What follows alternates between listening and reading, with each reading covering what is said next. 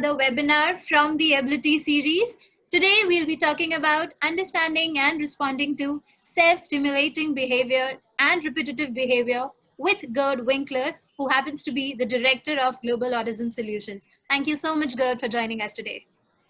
Well, thank you for all the lovely people at the Eblity to make this happen. I'm honored and have a very big pleasure to be here with you. Thank you. Great.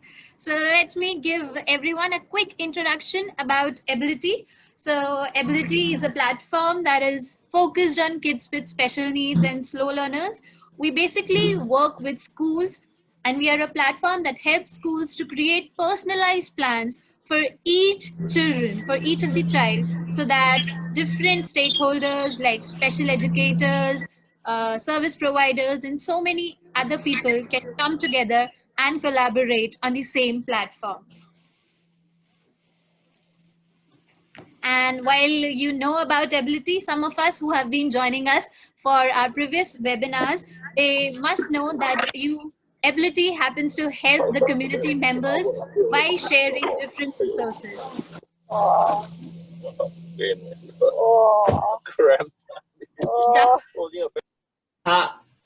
Dr. Debbie, do you mind? Mute and thank you. Okay, so we have Dr. Debbie, who's joining us from Singapore as well. So glad to have you join us, Dr. Debbie. Thanks a lot.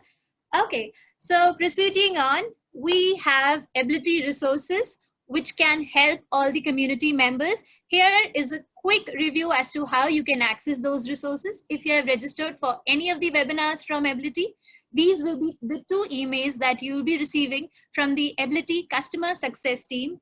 One of the emails will have the login credentials for your Eblity account, and the other email will be shared with you once the resources from this particular webinar are available. So what you need to do is you need to click on the login button on any of the 2 emails that you have received. That login button will redirect you to this screen. You'll need to enter the login, your unique login credentials that has been shared with you via email. And once you enter your credentials and click on sign in, you will be redirected to the library of your own personal Eblity account.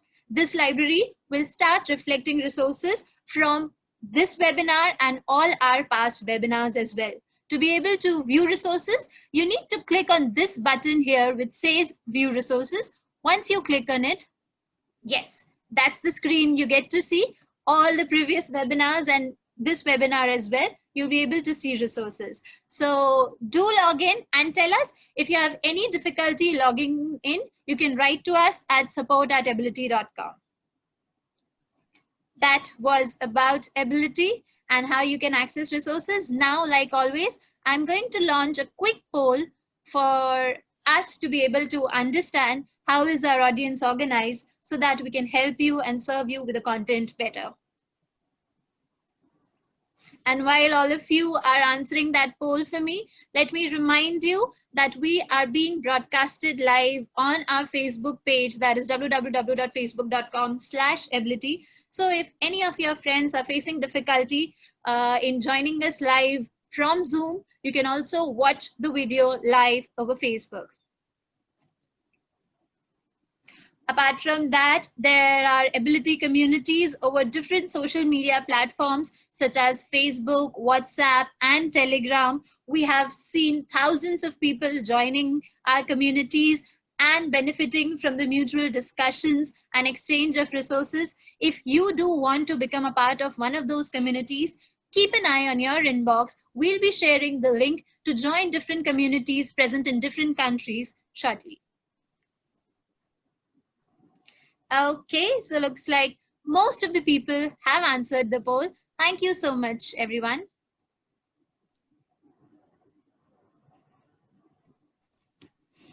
Now, coming on, like I've already said, let me take the privilege and honor to introduce the speaker for today's webinar, Mr. Gerd Winkler. He is the Director of Global Autism Solutions. He has been helping kids with autism for over 30 years now And these kids belong from more than 24 countries. He had the privilege to work with over 4,000 families and their amazing children with autism. He specializes in helping families and caregivers to enable their children to dramatically improve in all areas of child development. Thank you so much, Gerd, for joining us today. And without further ado, I would request you to take over. Well, great. Thank you so much, Shanti. It's a big pleasure to be here to talk to all of you. And I certainly hope that some of the information, some of my experience that I can share with you tonight. I'm on the wonderful island of Hawaii, and it is night here. I hope it will be helpful. And I try to make it as practical and as hands-on as I possibly can according to the questions that I receive. But I first want to be, because the subject of today is self-stimulating repetitive behaviors. It's often also used, an abbreviation is used that is called stimming or stims. So when you hear me use the word stim or stimming, that means that would be an example, or it leads to the subject of self-stimulating repetitious behaviors. Okay? Now, as you heard Shanti say, I have been working in the field of autism for more than 30 years now, and I have certainly seen my share of very unique, unusual behaviors that children on the autism spectrum often exhibit. Unfortunately, most of those behaviors are judged in a negative way. What I'm trying to say with this is most of the behaviors, and we will have time to go into details or some specific examples of some of the behaviors, are commonly seen by societies, cultures, doesn't matter what country you are from, as something undesirable, as something inappropriate, as something that needs to be stopped. We have to encourage these children to stop. Okay? In the global autism solution approach, I am teaching a very, very different perspective. I am very aware and have learned enough now from those wonderful autistic children, who, by the way, are indeed my biggest teachers in my life, that all of them are using these stims for very good reasons.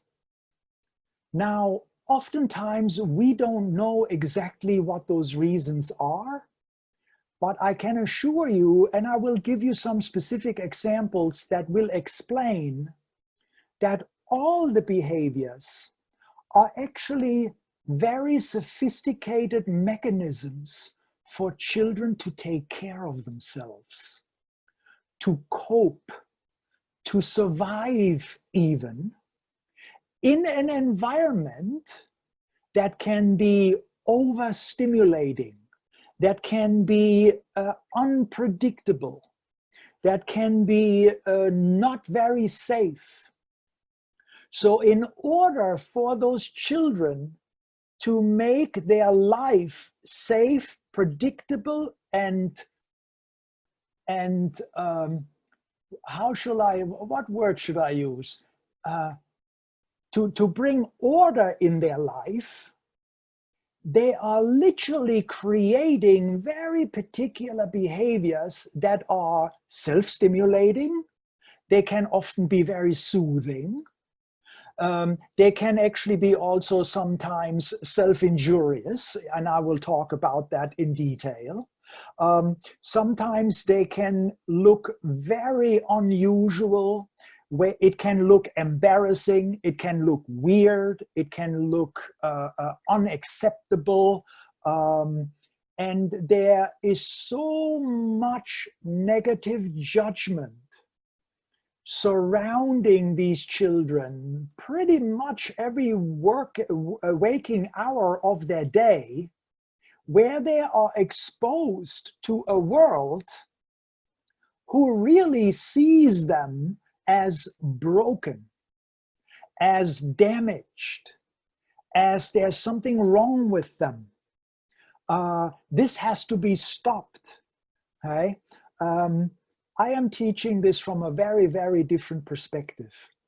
I actually believe, and my experience has shown this in many occasions, that children are literally using these behaviors to bring order in their life, to feel safe, to make their life predictable. And if you really look at, for example, a child who is lining up objects all day long in a very straight line, or a child who is flapping their hands in front of their eyes and rocking maybe at the same time, okay? The child is completely in control of those activities, meaning their hands do not go against the child. The little object they're lining up do not go against the child. The little train that the child lines up endlessly does not tell the child, you got to stop this, this is not okay. So children have a very, very intelligent, very sophisticated way of developing these repetitious behaviors, but mainly for the reason of self-preservation, safety, predictability, and feeling in control to at least a certain extent of their life. Because if you look at the general approach to treating autism, the majority of approaches are all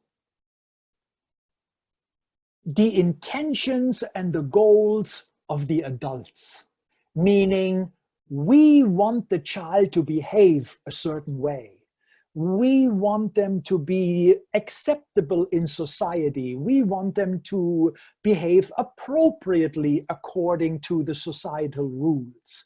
So there are a lot of agendas that we have as teachers, as practitioners, as parents.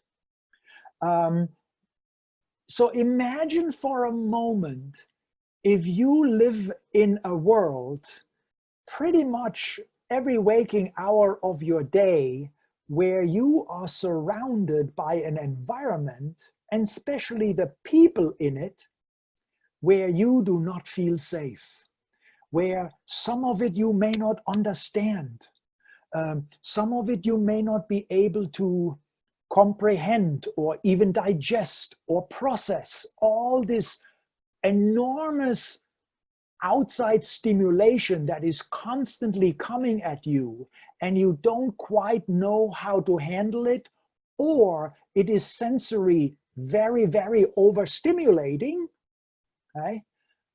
I completely understand that these children would find a way to take care of themselves. So that's a general overview of how I look at STIMs, mainly in the autism population. Sometimes they are called OCDs, obsessive compulsive behaviors. There are different names for it. Sometimes they're called tics. Nevertheless, as long as you see that they are self-stimulating, repetitive, and pretty much closing out the outside world, that's what is called self-stimulating repetitious behaviors. And in most modalities that I have come across, unfortunately, in my opinion, everyone is trying to stop the behaviors. I have a very, very different approach. So not only do I seek to understand that children are doing this in order to take care of themselves or create predictability in their lives, right? But also, at the same time, if they are surrounded by negative judgment, then why would a child ever be interested even to even consider to want to know more about our life the way we live our life? Okay, if everything is a constant bombardment of overstimulation, if you constantly feel the negative judgments of people around you, you are constantly told, no, don't do that, you can't do this, stop that, sit straight, hands on the table, and what would you do? Okay? So I have come to understand and to very respect that children on the autism spectrum are highly intelligent, highly sensitive to other people's feelings, and it is very difficult for them to trust people. Because of all the objects in the world, people are the most unpredictable. You never know from one moment to the next what a person will do with you. An autistic child may be happily playing with their toys. All of a sudden, the mother picks them up from behind and puts them somewhere else, and the child has no idea why this just happened. Okay? A child may be all of a sudden talked to, and they didn't even know that was coming. Right? And of all the people, the most unpredictable are little children. Right? And we may have time to go into that also. In my approach, really, primarily, I am training parents to conduct a home-based program where the parents are in charge of the child's program. And this is for a number of reasons. Number one, I believe that the parents are indeed the best experts on their child. The parents know them best. The parents are around them every day. The parents have a feeling about their child, and therefore I see parents as the best experts on their children. And by the way, I am including myself in that I will always honor and respect what the parents feel is the best for their child. So many parents that I have come across, that I have offered my services, offered my approach, can feel like, thank you, Gerd, but this is not for us. And I completely accept that, with no doubt. And then there are some parents who are looking at a very different alternative, like parents who are not happy how their children are doing in school. Teachers in school that have really challenges with children in a classroom. Going out in public with children can be embarrassing. It can be scary. It can, parents can be very confused. Parents may even be looked at. Why can't you control your child? So there are so many dynamics that all, once again, come back to this idea. A child needs to be surrounded by people and exposed to an environment where they learn how to trust people. So everything comes back to, does a child trust you, or are they not feeling safe around you? And in my opinion, that actually determines whether a child will be motivated to overcome their challenges. And I have been very blessed and very fortunate over the many years that I have literally seen with my own eyes and personally worked with children who have overcome autism. And it is all about how motivated the child is. And when a child is motivated enough, they can literally move mountains. Every child that I have seen overcome autism, they all did it on their own. I have never ever seen somebody pull a child out of autism. It is all about how motivated they are to no longer want to use the protective bubble of autism and getting more and more interested and motivated to want to know how our life is. In order to encourage them to do that, we need to change first. What I mean by this, I have a saying in my approach, when the parents change, so do the children. When the parents change, the children will follow. Okay? So a big cornerstone of the global autism solution approach is for the parents, the caregivers, the teachers, the practitioners, anybody who basically works hands-on with an autistic child.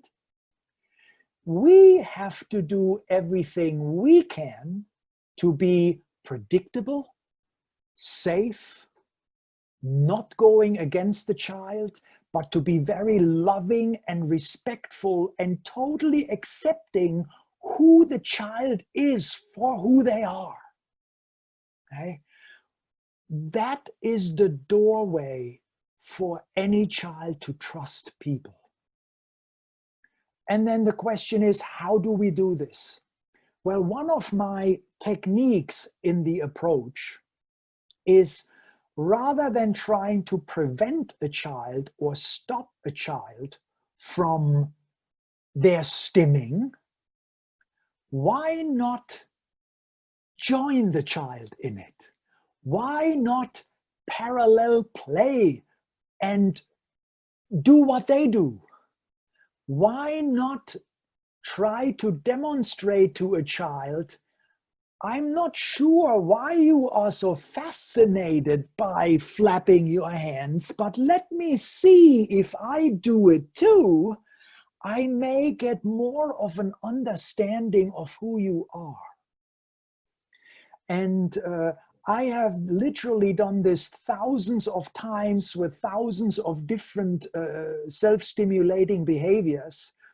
And most of the time, when a child notices that there is someone who does the same thing,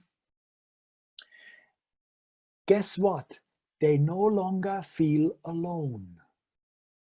There is now a friend who is really interested in what I am interested in. Ooh, I might give them a look. I might actually pay a little more attention to the person. Okay? So the parallel play, the imitating the self-stimulating behaviors together with the child actually creates a connection and a bond. Okay? I'll give you one good example. My sister in Germany, where I am originally from, works in a very large institution for special needs people, children, adults alike. And I visited her one day because she actually was interested in me giving presentations to the teachers in that institution. But I first wanted to see how the institution works. So I entered the classroom of my sister, and there were about 20 children in her classroom. She was the main teacher and she had one assistant. So I noticed a 15-year-old girl was sitting in the very corner of the room with her hands placed neatly on her knees, and she was just looking down at the floor and rocking. So the bus dropped her off in the morning. She went to her chair in the corner and she started rocking. Every time somebody wanted to sit close to her, she got up, she went further away, sat down, put her hand neatly on the knees and started rocking. So I asked my sister, would you mind if I do a little experiment with this girl? And she said, what do you want to do? And she says, well, I want to see if I can sit close to her. And she said, well, good luck. She doesn't let anybody get closer than 3 feet. I said, that's okay. How much time do you want? My sister asked. I said, well, give me an hour and a half. So what did I do? I sat in the very other corner of the room, as far away as I could get. I put my hands neatly on my knees and I started rocking. And sometimes I looked over at her and I said, ooh, this is so nice rocking with you. I love doing this with you. After 15 minutes of rocking, I moved my chair for about 6 inches closer to her. After another 15 minutes of rocking, I moved my chairs closer to her. I could see at the corner of her eye, she saw me coming closer. And the closer I got, the more I enjoyed rocking with her. About an hour and 20 minutes later, this girl and I were rubbing elbows, rocking together. And I once again saw how powerful a connection builder this technique is, that you simply enter the child's world, demonstrating to the child that I love you no matter what. I accept you exactly for who you are, with no negative judgments. I will rock with you as long as you want me to. That's how much I love you. And I once again thought, okay, this experiment was wonderful. I said, Louise, unfortunately, I have to go now, and then something very peculiar happened. I just started to get up.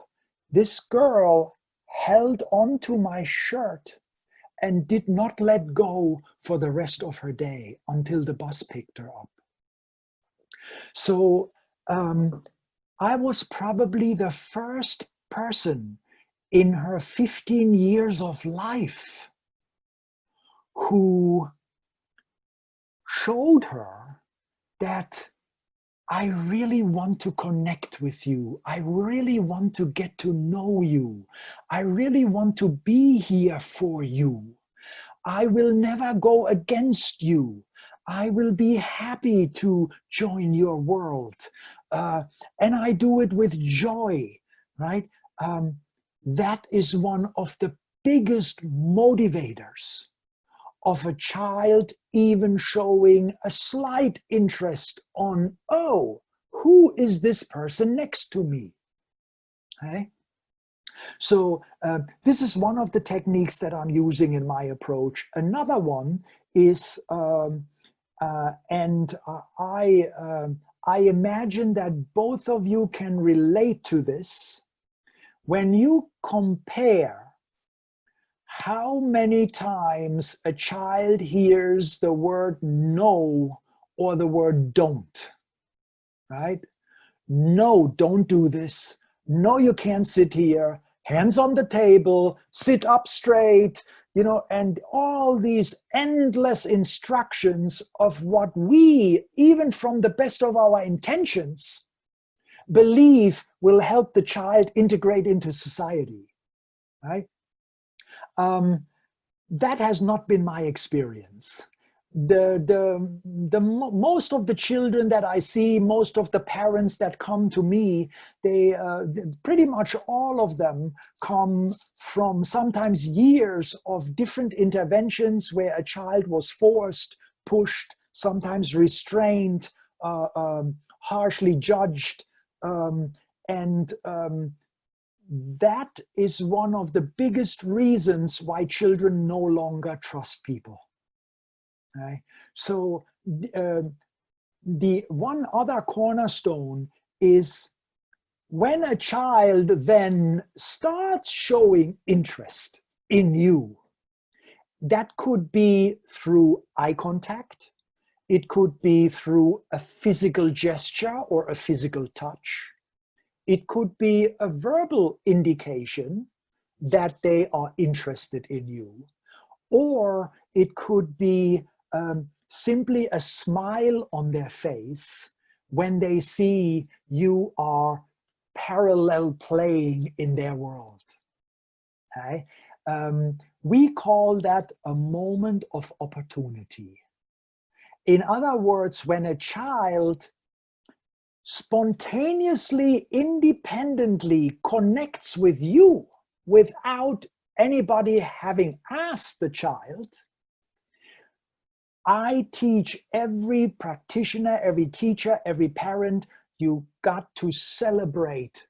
You got to celebrate with enthusiasm, with exaggeration, with energy, with, it's not going to be just a little pat on the back. No, it's going to be, oh, thank you for your look. That's beautiful. Oh, what a nice touch. Right? It's really, we want to let the child know that when they connect with us spontaneously, we really appreciate it, and it is something very special that they just did. Right? The combination of following the child, imitating their repetitious behavior, celebrating whenever they give us this moment of opportunity to do it, right? That combination is one of the biggest motivators that I have ever seen, how children slowly but surely start showing interest in other people. And then once the trust is established or re-established, that's when we switch to also requesting of the child. So that's when we can give a child an instruction. That's when we can ask the child to do something or say something. But I would never do this unless I get a sign, a signal from the child. I'm ready. I'm willing to listen. I'm ready to, what do you have to offer? I am interested. That is the ideal moment to start requesting of a child. Okay? So, and with most children that I start working with, sometimes the parallel play or the joining in the stims, it can take hours, it can take days, sometimes it can take weeks until the child gives you the first glimmer of interest. Why? Because mostly it depends what environment the child has been exposed to before. So children who come from a very forceful environment, it takes them simply longer to trust people again. Nevertheless, it can be done. I have worked with children all ages, from the age of 2, maybe a year and a half even, all the way. The oldest autistic person I've ever personally worked with was a woman from England. She was 43 years old. Everybody treated her like a 3-year-old. And this was a woman, there was an adult woman in her. She wasn't able to communicate. She was not verbal. So I introduced her to a technique that's called facilitated communication. So when there is obvious evidence that a child is not able or literally cannot talk, I offer other modalities that help a child communicate. Facilitated communication is one of them, where you simply encourage a child to actually type. And this woman, after about 9 months working with her, she wrote me an email, because by that time she learned how to type with one finger. And she said, Gerd, I want your help. I'd like to date a man. Right? So there was a woman who everybody treated like a 3-year-old. And she finally found somebody who she trusted enough to really let me know, and of course her parents at the same time, that I am an intelligent person. I also have desires and wants. I want to be part of your world. It has just not been easy, right?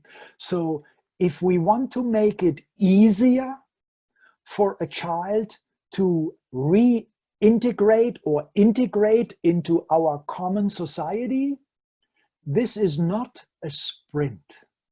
This is not a 100-yard dash. This is a marathon. So the parents who come to me, I prepare them right from the beginning that this will take commitment, this will take energy, this will take your willingness and your openness to change, and to set up a very particular environment where I believe children will thrive the most. And an example of that is most families that have taken on my home-based program, they have created a very specific focus room in their home. Sometimes that can also be done in a school, where a child is worked with one-on-one only.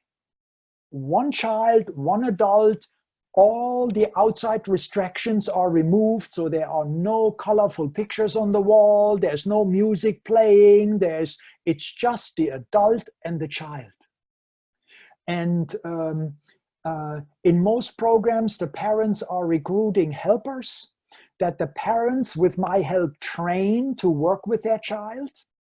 So the child gets to trust, in the beginning, one person at a time. Okay? So the job of the parent basically is to provide an environment with the people in it in which the child is most motivated to want to overcome their challenges. Okay? I am currently also involved in a wonderful project in Japan, where I am training a mother who has been running a successful home-based program for her son to train daycare center teachers, kindergarten teachers.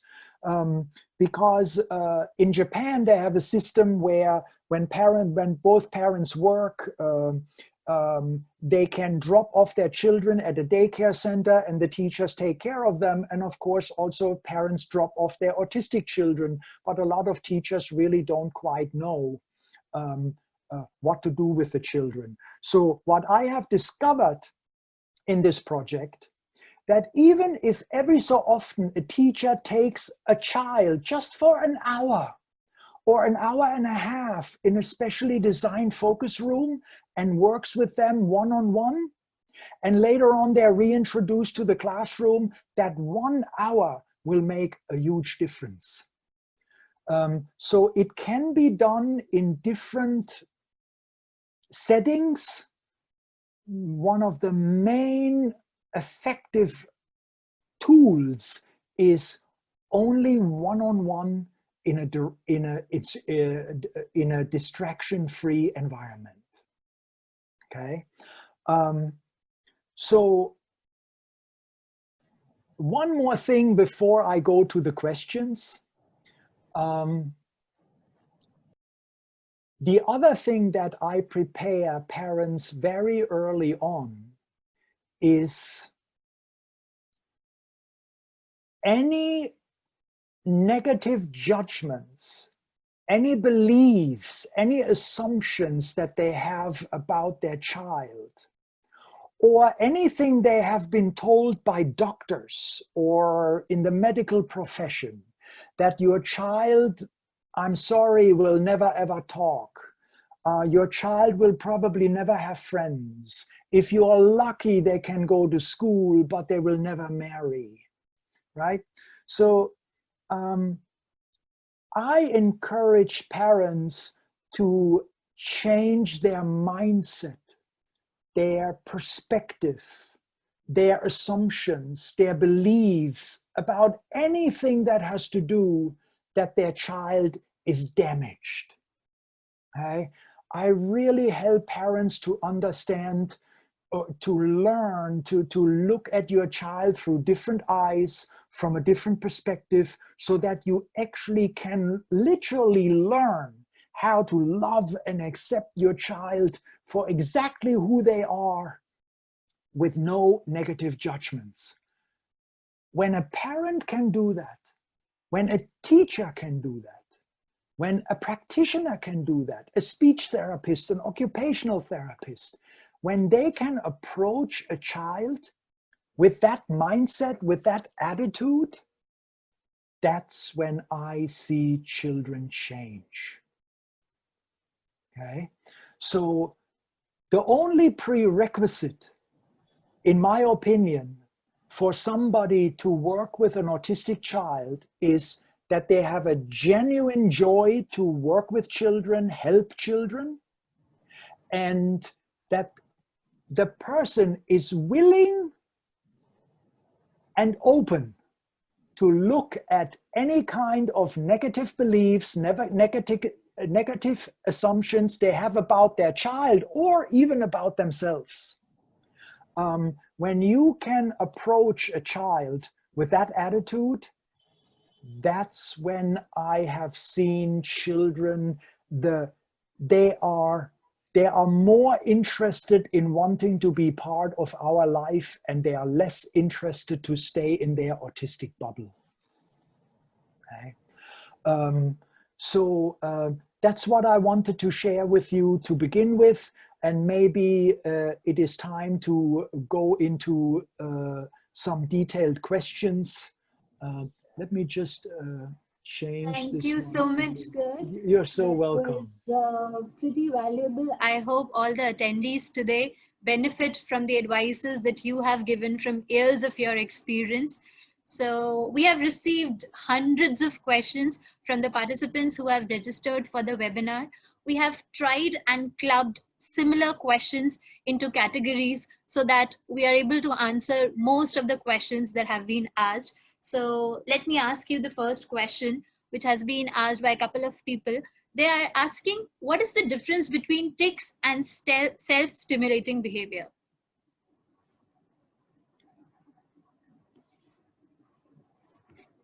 Hi, Gerd. I'm sorry to interrupt you. You are on mute. Sorry. They often can be the same for the same reason, but there are some, let's call them tics, that are involuntarily, meaning the child cannot help themselves. And this can be related to some neurological issues. Dr. Debbie is with us here today.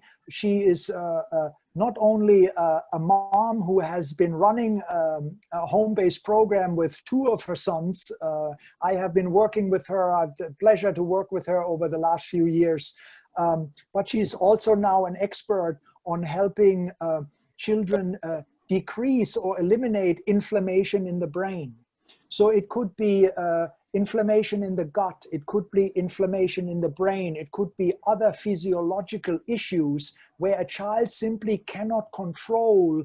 So for example, a lot of head banging can be an indication of a child really tries to seek relief and sometimes it is what I call a button search, where they use a certain behavior and they know when they do this, they can get everything they want, right? So I divide tics and stims in two categories. One is a child uses stims on purpose, and oftentimes very specific purposes. Tics sometimes are involuntarily, so then that would be an issue to look at something internal, something neurological, something that's what I would advise parents to do. Sure. Right. But they often can look very much alike. Right. That justifies the confusion, maybe. Okay. So the next question, which a lot of people have asked us, is when does these behavior happen? Like, when does self-stimulating behavior happen? What causes it? Yes. I believe that in general, the medical community all over the world is still puzzled in regards to the origin of autism. Right? There are many theories out there. I have yet to come across a single theory that would explain to me, oh yes, this is the cause of autism, or this is the cause of the self-stimulating behaviors. What I can tell you, that a lot of parents report to me that children oftentimes develop quite normally for maybe the first 15, 18 months. And then sometimes they start losing their speech. They no longer listen to their name being called. The eye contact disappears. And then oftentimes a child gets innocently busy with a few toys. But then the parents notice, wow, they have now been playing with the same toys for the last 5 hours, right? And it is usually the mothers who are the first ones to notice that, wait a second, something is different with my child, right? And so when the self-stimulating behaviors show up, and by the way, they can be physical behaviors, they can also be verbal repetitions, right? Where a child makes the same sound over and over again, where a child sings one song over and over again, a child that listens to the same song 100 times, a child who watches the same 2 minutes of a video over and over again. So it can show up in all these kind of colors, and that is usually a sign when parents say, I got to consult someone, something is different. I encourage all parents to use the word different rather than something is wrong with my child or something is going bad with my child, because that's when the negative judgments start. And then the child, of course, knows that when a father or a mother says, what's wrong with you? I told you, stop doing this. What's wrong with you? You know, can't you, do you see what I mean? And that's what actually then makes a child go deeper into their autistic bubble. Because that becomes the only tool left to them to protect themselves. Okay?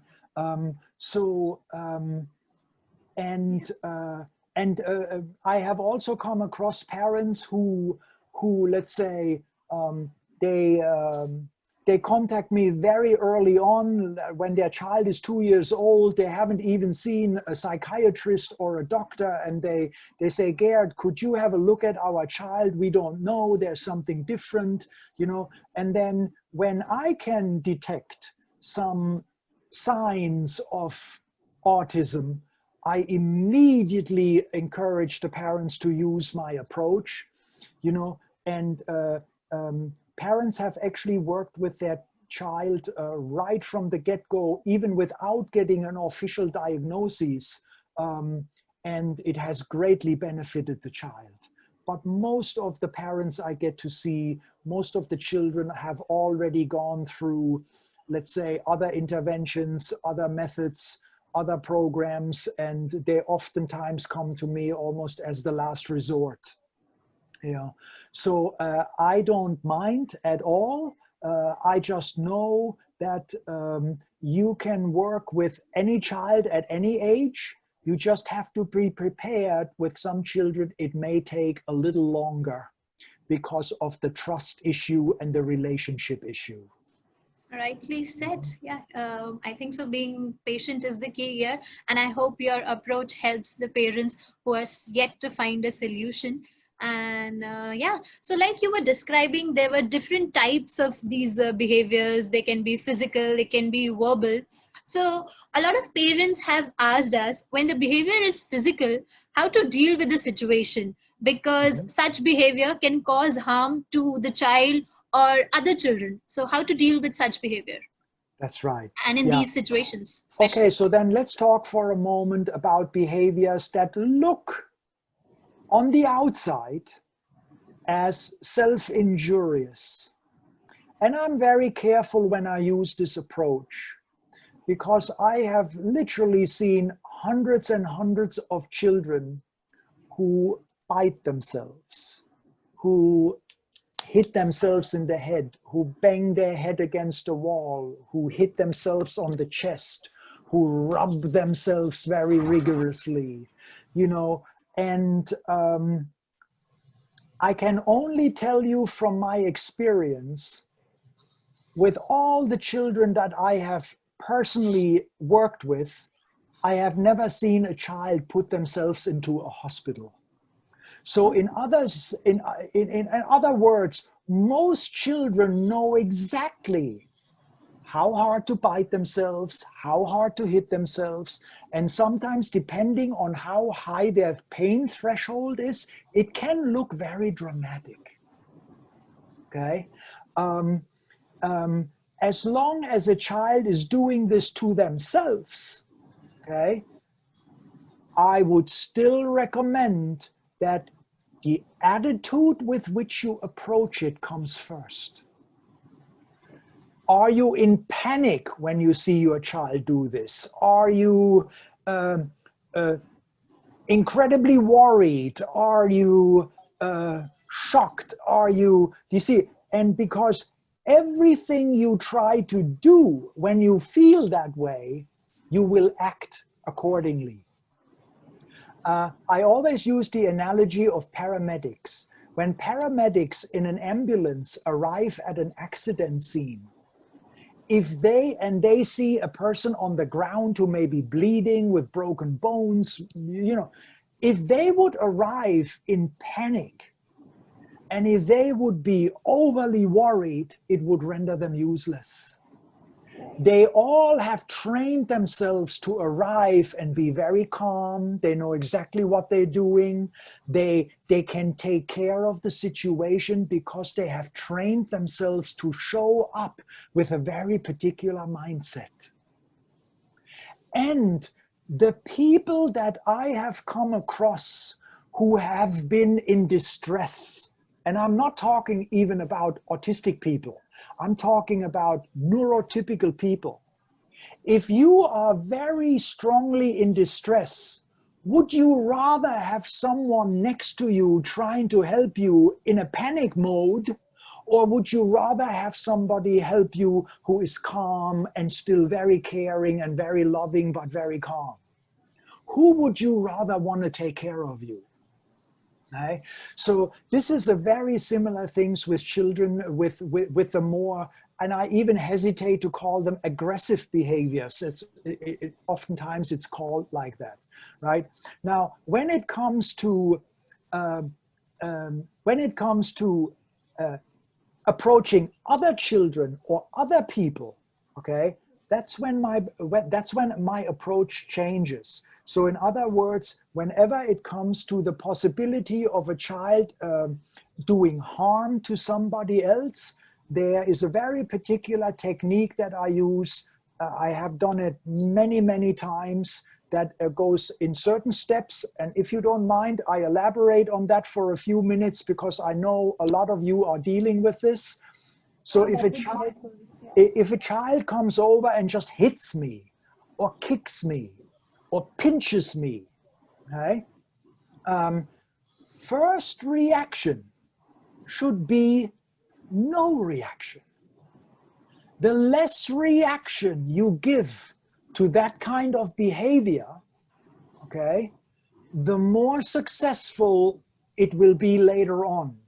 If you light up like a Christmas tree when a child pinches you, some children find that actually very exciting. And then they are not only pinching you, now they go, wow, that looked really interesting. I'm going to pinch someone else and see how they react. So some of those behaviors are actually children trying to find out how the world works, right? But we are immediately jumping to the conclusion, oh, no, we have to stop this. Oh, no, they can't do this.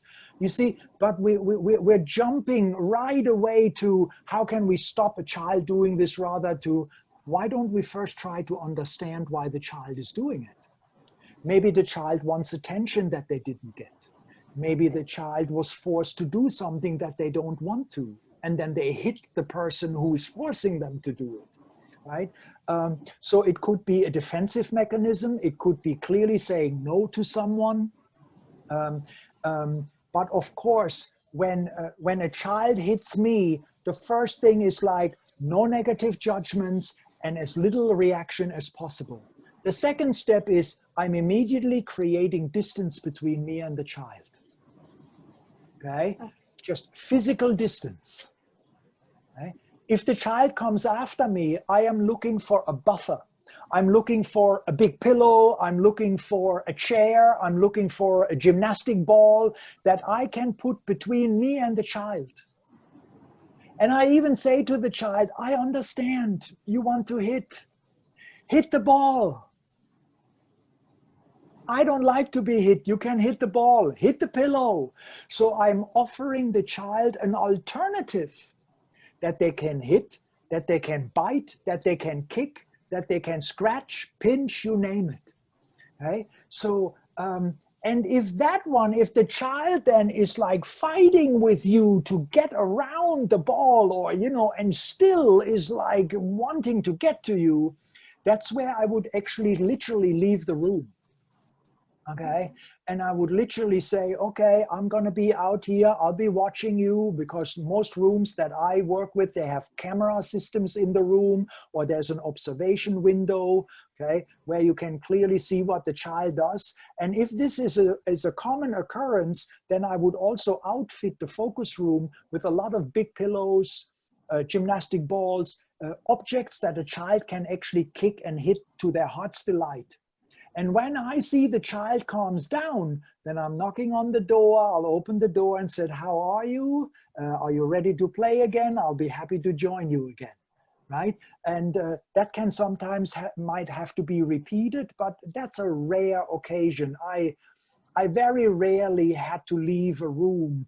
Most of the time when a child sees that you are not reacting to it, they start to understand, oh, that's not an effective way to communicate. It doesn't help me very much. It doesn't get me what I wanted. This doesn't quite work for me. And children are so intelligent that they will only use what works for them. You see, children never use what doesn't work for them. They let go of what doesn't work. So I am teaching parents to treat those kind of behaviors, demonstrate to your child primarily that these kind of behaviors simply are not in your interest. It doesn't help you. Okay? And I have very, very successfully helped many, many children completely let go of those kind of behaviors simply because they know it doesn't serve them. But unfortunately, most of the time when children act out like that, they are immediately physically restrained. They are, sometimes very harshly told not to do this, stop, yelled at. And by the way, that can often increase the behavior. That can make it, children don't have that dissemination. They don't have if a person gives them a lot of attention, even if it's a negative one, a lot of children see that as a lot of fun. And then they're gonna go and search for more of those reactions. And then parents are wondering, why is he doing this?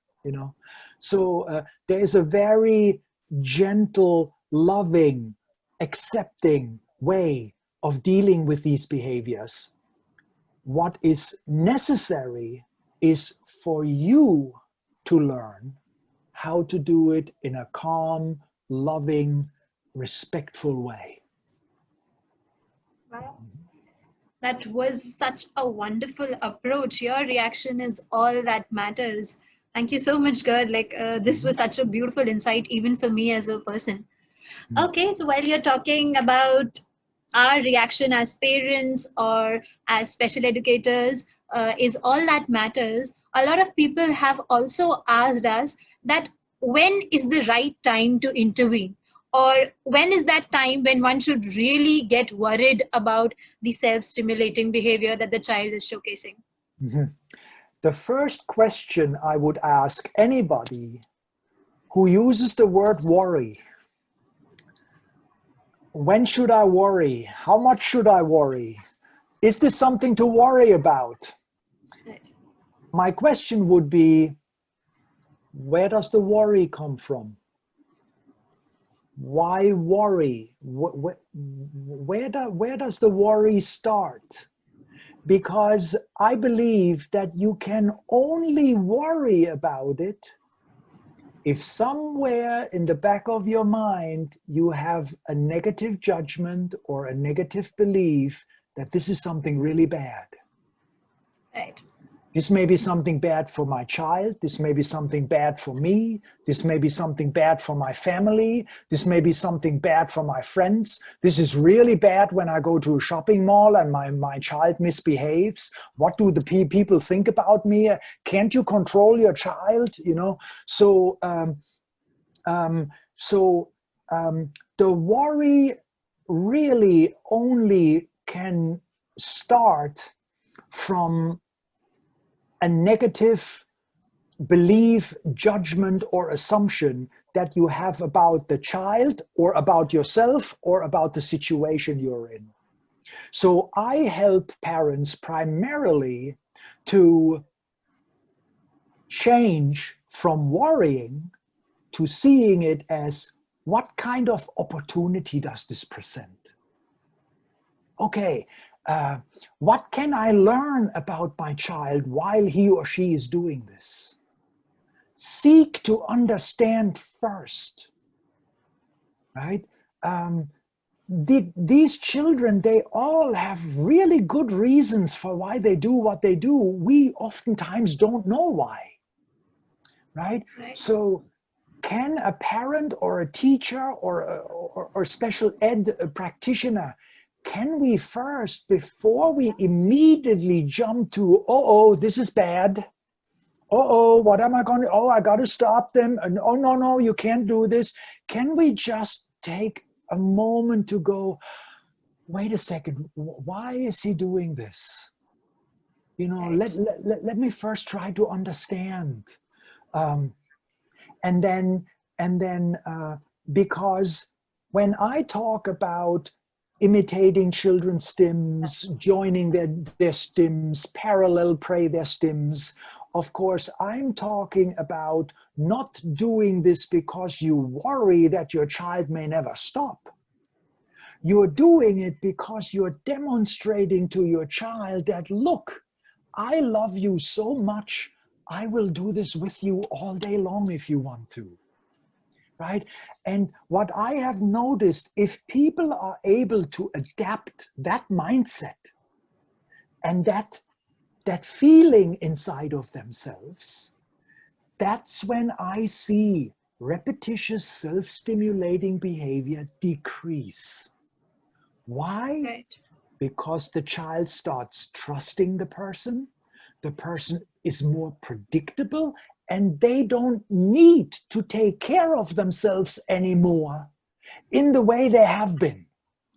You understand? So children actually can let go of their self-stimulating behaviors all on their own, you know, but there has to be a reason for why would I let go of it and play with my mother more, right? There has to be a reason for them to feel trusting enough and feel safe enough to let go of those self-care mechanisms, right?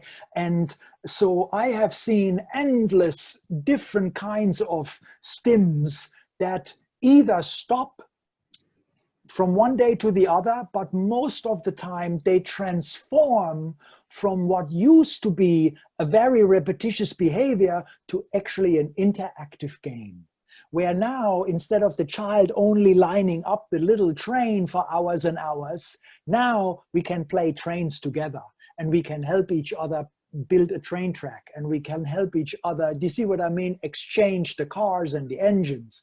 So a lot of self-stimulating behaviors eventually turn into very socially interactive activities where you would never know that it used to be an ism or it used to be a stim. Very interesting. But like you were saying, why worry? There's no reason for worry. A lot of parents have responded to your response saying that most of the times we worry because we feel that what will happen or who will take care of these kids after the parents are, not around anymore. So that is one of the reasons for their worry. And also, I would want to club it with another question from the parents, which says that, and how to handle the social awkwardness that this behavior comes up with. So, yeah. Yes. If you could answer both of them for me. Yes. So my answer to this is, I completely understand the worry. Okay. Now, I would ask a series of questions to the parents. Well, how long do you intend to live? You see, how long do you think you will be around? What would be your best guess, unless an unfortunate accident happens? Okay? And then when parents tell me, well, I'm planning to be around for another 40 years. And then I say to them, okay, then why worry about it right now? Why put so much energy and so much emphasis on what could be in the future? Something that you actually don't know. Why not focus on what can I do for my child today? How can I use every hour of my child's waking day to help them as best as I can to overcome their challenges? And most programs that I have been part of are anywhere, the fastest program that I have personally seen of a child being autistic and then being able to go to a regular school is probably 2 years. But 2 years of 8 hours a day in a focus room, working with adults one-on-one, right? But I'm still working with parents for 4 years, for 7 years, right? As long as the parents see that there is progress and my child improves, most parents are happy. And what they used to worry about gradually starts to disappear. Right. Okay? So I would recommend that I understand, I completely relate to all the worry that parents have in that regard. I have worked with many parents to help them with that. My emphasis would be, that's okay, but what are you going to do tomorrow morning when your child wakes up? What will you do with his day? You know, how will you spend time with him? How much love can you show your child? How you do see how much, and then of course there are many specific techniques, how you encourage eye contact, how you encourage attention span, how you encourage speech. You know, I could talk for this for an entire week, right?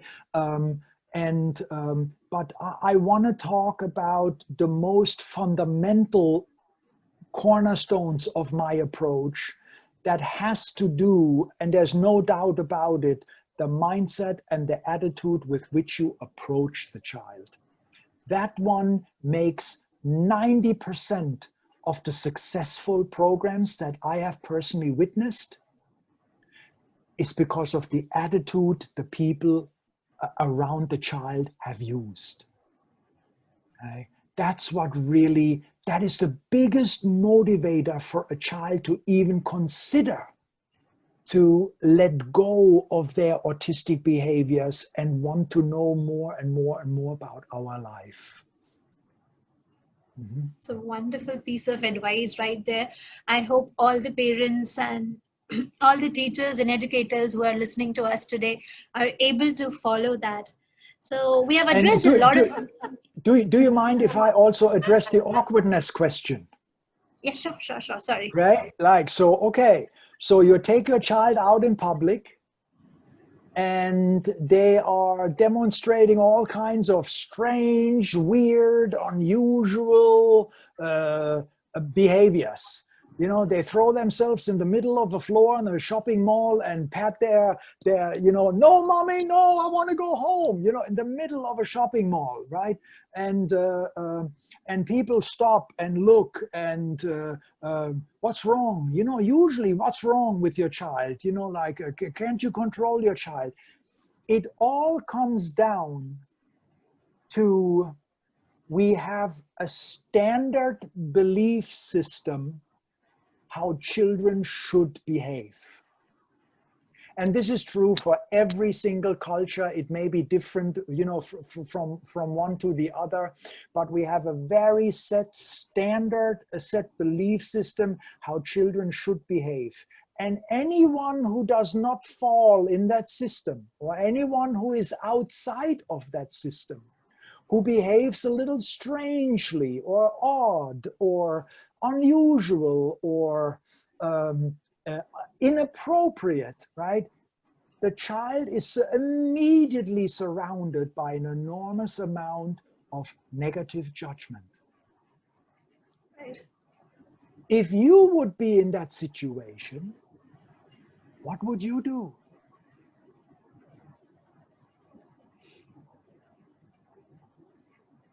Sure. I totally understand why these children oftentimes want to be left alone. Don't bother me. I'm very happy stimming with my objects, with my toys. You see, so there has to be something that we present to the child that is worth it for a child to consider, oh, okay. So I oftentimes use an analogy. Imagine for a moment the world of an autistic child is on the other side of a river. And the way we live our life, the way we know our life is on this side of the river. In my approach, we are building a bridge across that river. And every time I see that the child is very happy and very content on their side of the river, I am very happy to cross that bridge and be there with them.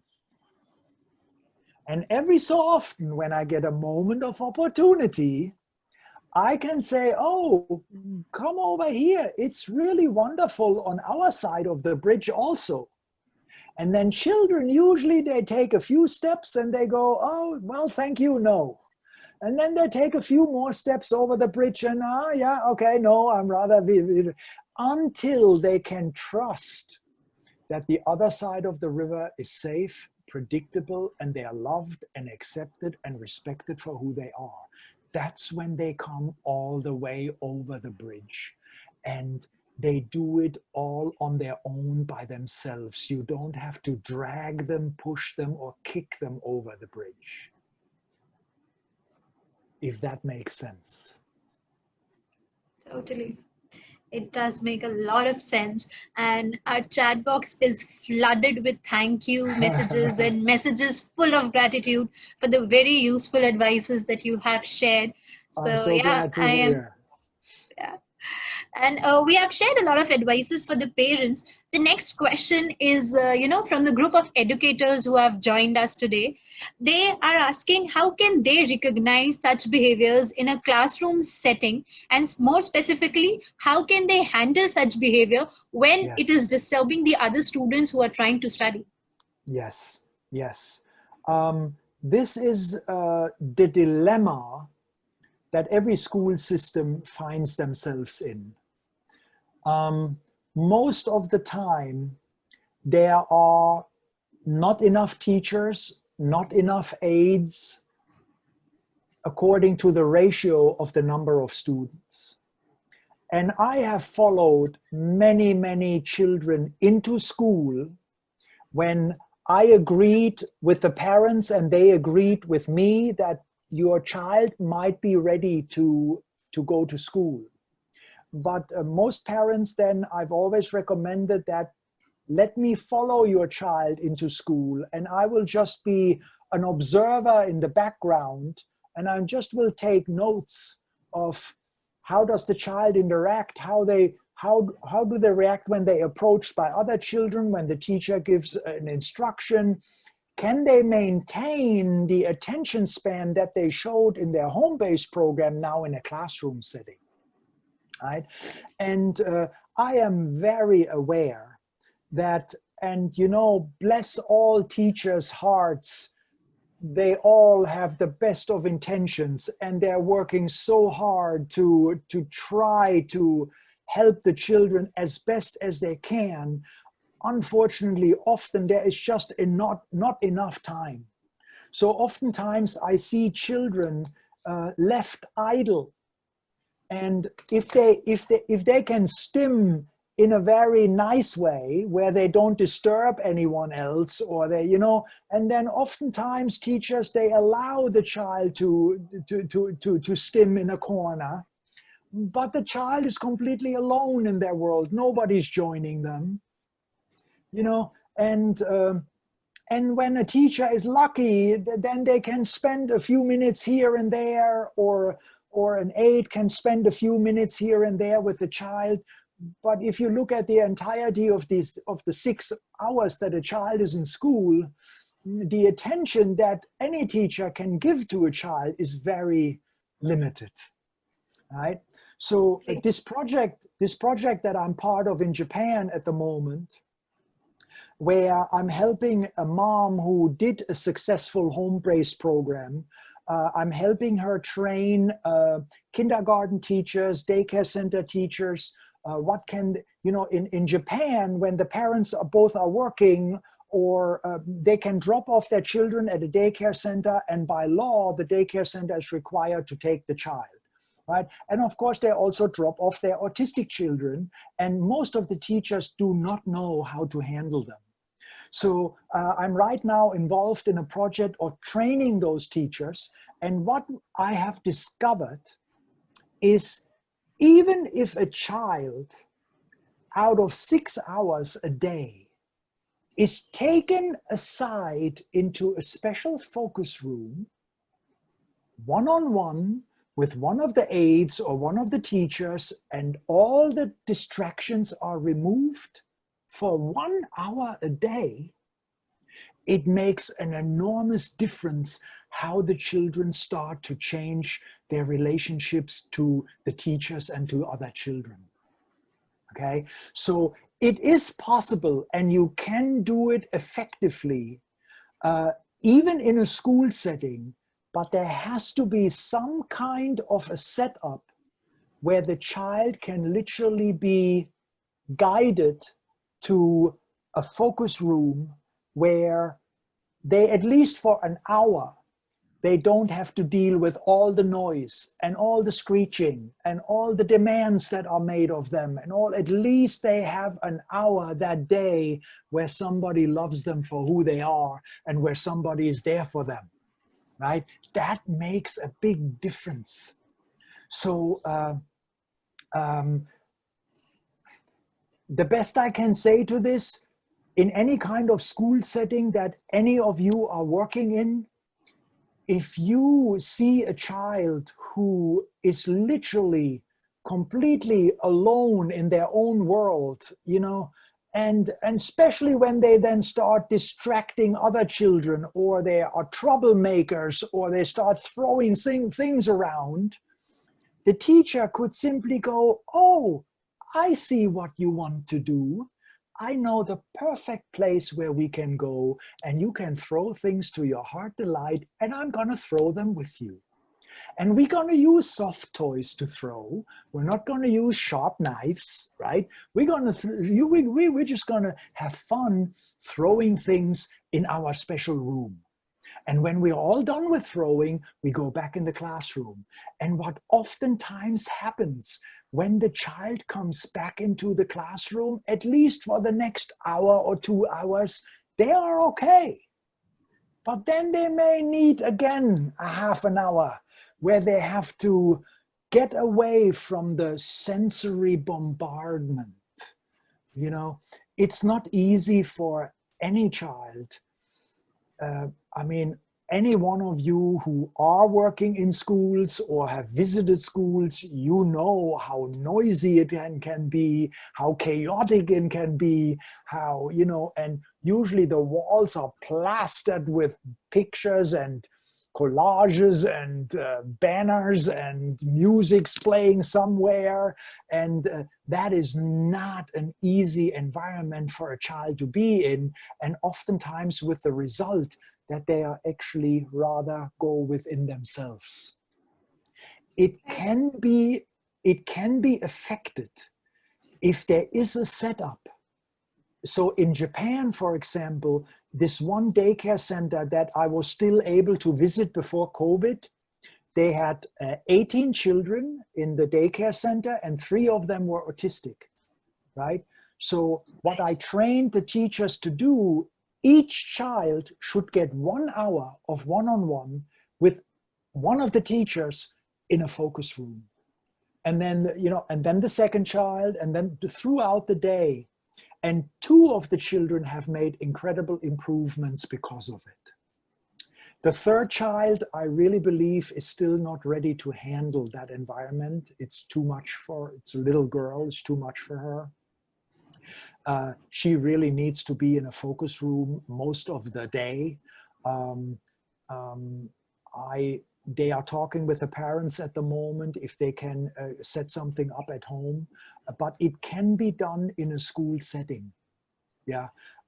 What I want to also recommend is anything that has to do with scolding a child, punishing a child, yelling at a child, not to disturb other children. It oftentimes has the opposite effect. Right. And when most of the children that I get to see who come from previous forceful environments, I see 2 types of children usually. One type is a child who are completely compliant. They follow every single instruction. They are really good girls and really good boys.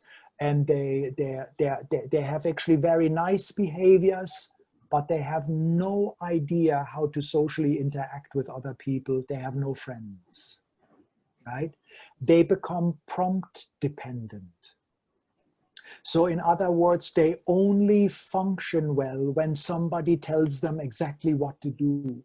Left to their own devices, they are again in the world of themselves. The other type of child that I see is children who get physically aggressive.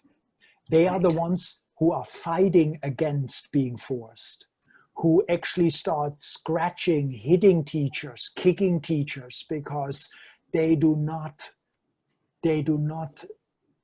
they are fighting against being forced.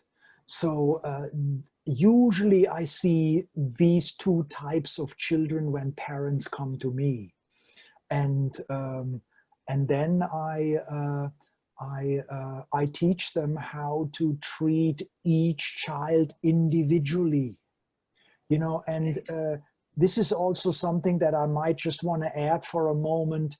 Every autistic child is uniquely special. There are no two children alike.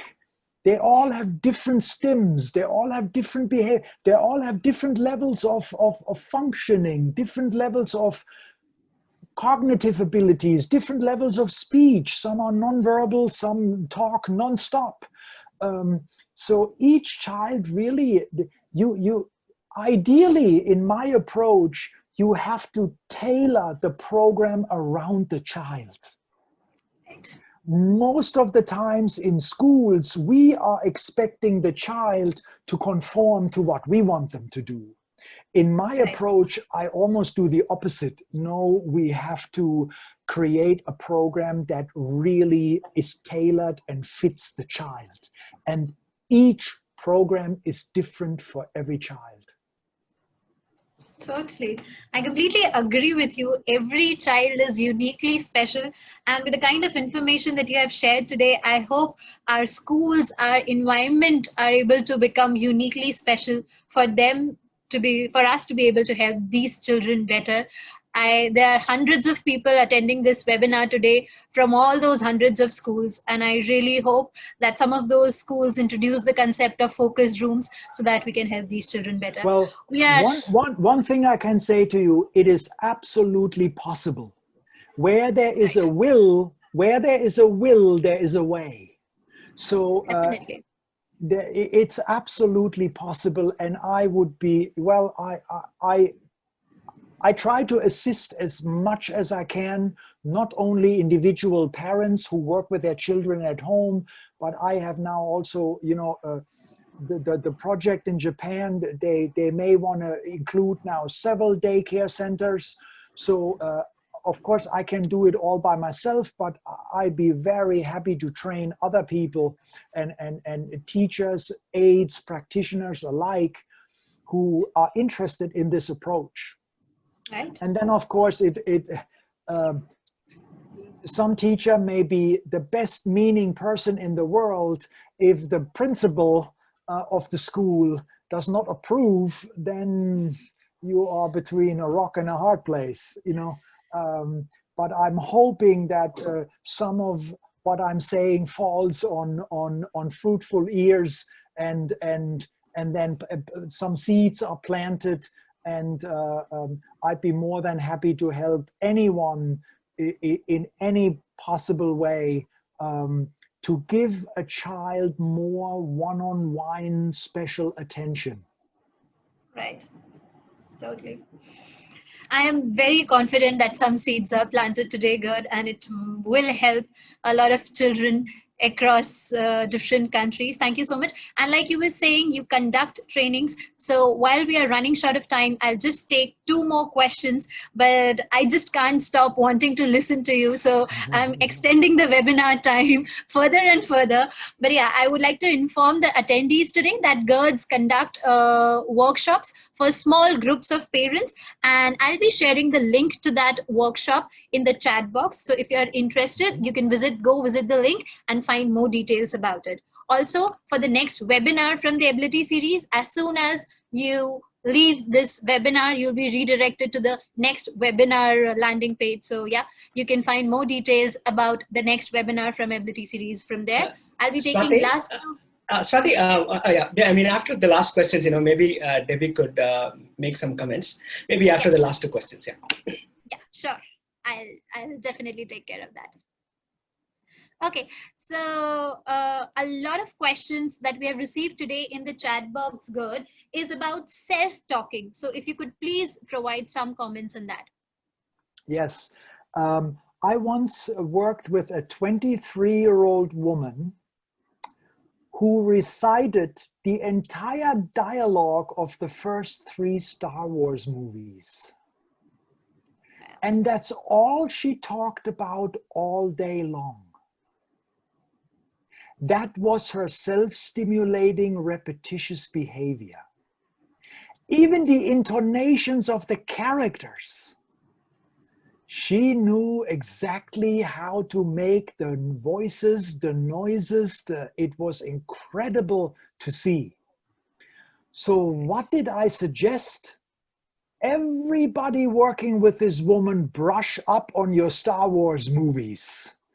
And we created a focus room for her where everybody walked in the room with a Star Wars costume. One person was dressed as Darth Vader, one was, you know, you name it, everybody could pick there. And we walked into the focus room with her, and all we did, join her in talking about Star Wars.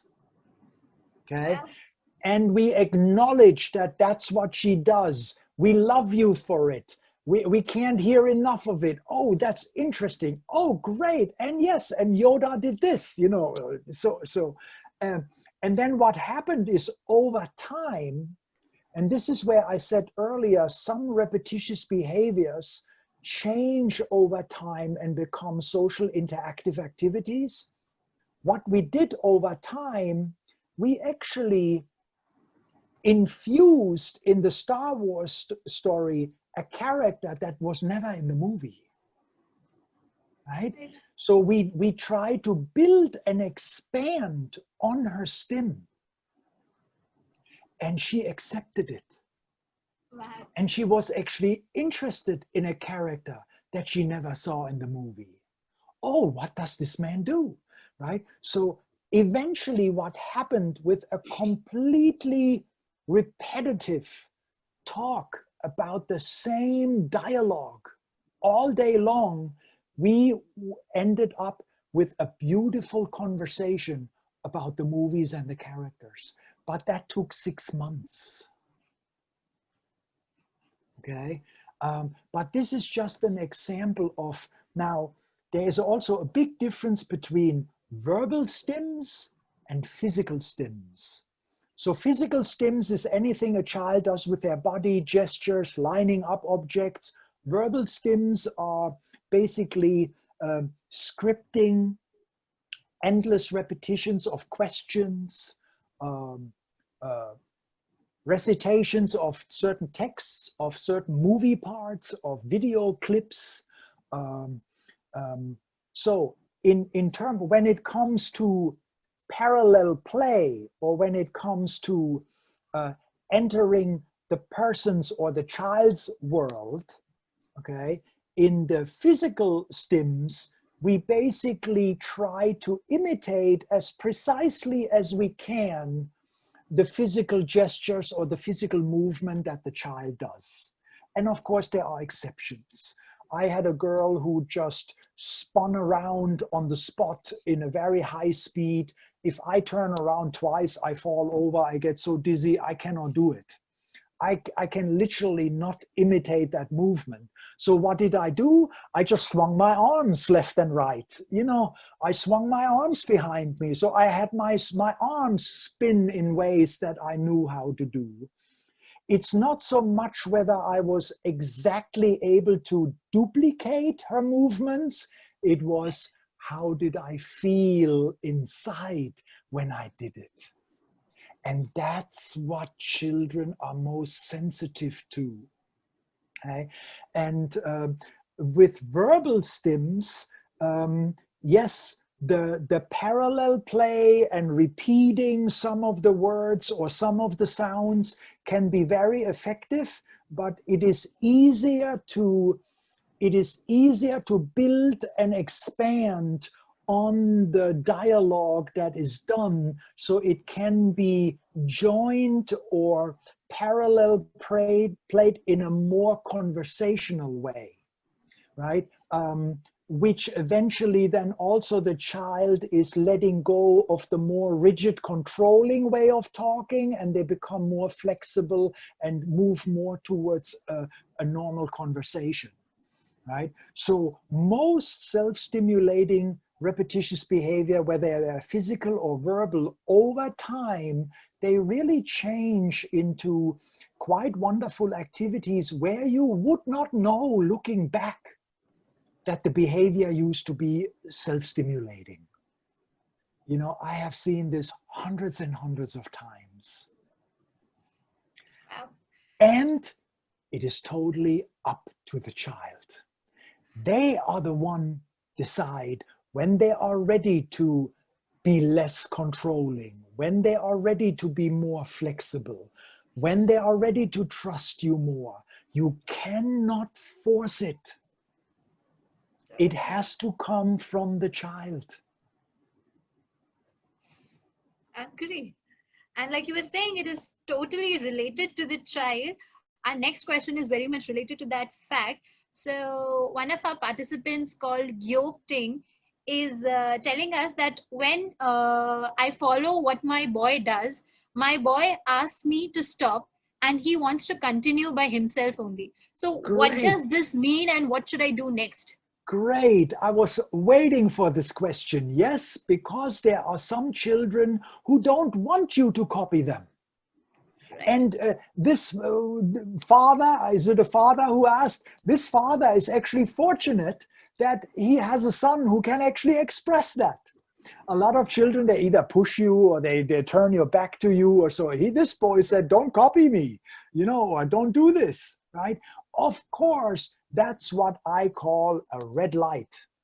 Meaning this boy clearly communicates to his parent that I don't want you to do this.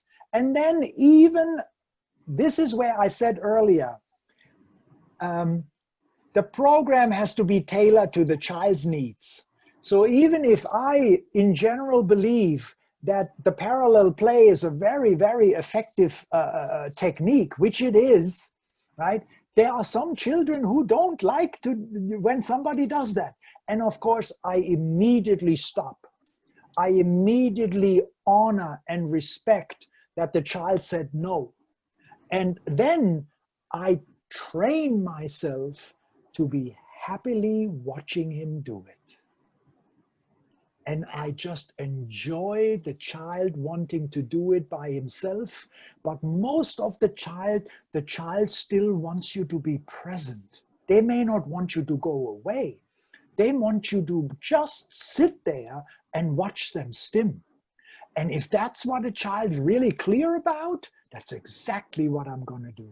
But then you sit there and you do it with joy in your heart and with love for your child, and you go, okay, great. I can see you. You're doing wonderful, and I love you for it. Wow. Your reaction is all that matters. Thank you so much, Gerd, for such an amazing and wonderful session today. I'm pretty sure that the advices that you have shared with the hundreds of people today, they will benefit from it. And let me inform all the attendees that Gerd is joining this session from Hawaii, which means it is quite late at night for him. But your passion to help these children and the parents of these children, the educators of these children, is truly commendable, and I salute that. And on that note, we have another passionate individual, Dr. Debbie from Singapore. So, Dr. Debbie, your final comments and any piece of advices if you have for the parents and the attendees who have joined us today. Hello, everyone. Gerd, you always remind me of what's most important. So I'm here just to share you a little bit. 5 years before we adapting Gerd's approach in our house, my son was in a method of treatment whereby the therapist will tell him what to do. And he will be dictated by the school teacher and the therapist on what he needs to do. And it turned him into a robotic and afterward an aggressive child. Once we come to see Gerd and we adopt Gerd's child-led method, my child turned to see us as his partner, as a loving child, and he stopped behaving aggressively. And the recovery actually started to happen during that time. And his speech came when he was 9 years old. And now he has his own schoolroom in the house whereby he is learning things. So this is what we want for the children. When the therapist, when the parents change their mindset, the child, like what Gerd says, will also change. So this is always the very first pillar of recovery. And this is not something expensive. This is available in every single therapy center, house, any institution. Yeah. And I want to just say a little bit more. Please join Gerd's workshops. That's absolutely amazing. And there's one in the coming 25th, yeah? 25th of September. Asia time. Asia time. Asia time, 24th Hawaii time. Yes. So I hope that in the future we will have a talk together, me and Gerd, yeah, by Eblity, and we will be able to talk more about how to integrate all the treatment together. And thank you so much, Debbie, for saying this, because here is a mother who literally has done this approach day in, day out for years. And now Joshua's focus room has actually turned into a homeschool room. You know, so I cannot, mothers like Debbie are my heroes. You know, yes, they are the ones who do it every day, every hour of the day, and they are really my heroes. And I am here to help as best as I can. And by the way, anyone who is attending my workshop every 2 weeks, I do it. It's usually every 2 Fridays a month. Please submit your questions. You can contact me on my website. You can send in questions. You can even send in little video clips if you want me to view some of a situation with your child, and then we will address those questions in the workshop. Great. Great. So people do join Gerd's workshop. And yes, like Dr. Debbie said, Eblity is definitely looking forward towards a session which has useful advices from both of you, Dr. Debbie being a mother and Gerd with his years of experience in this field. Thank you so much. Once again, both of you, thank you so much for the amazing session today. Great, thank you very much. And please, everybody, stay safe and be well. And hopefully I will get to talk or see some of you. And I'd be very honored and very happy to do something like this again.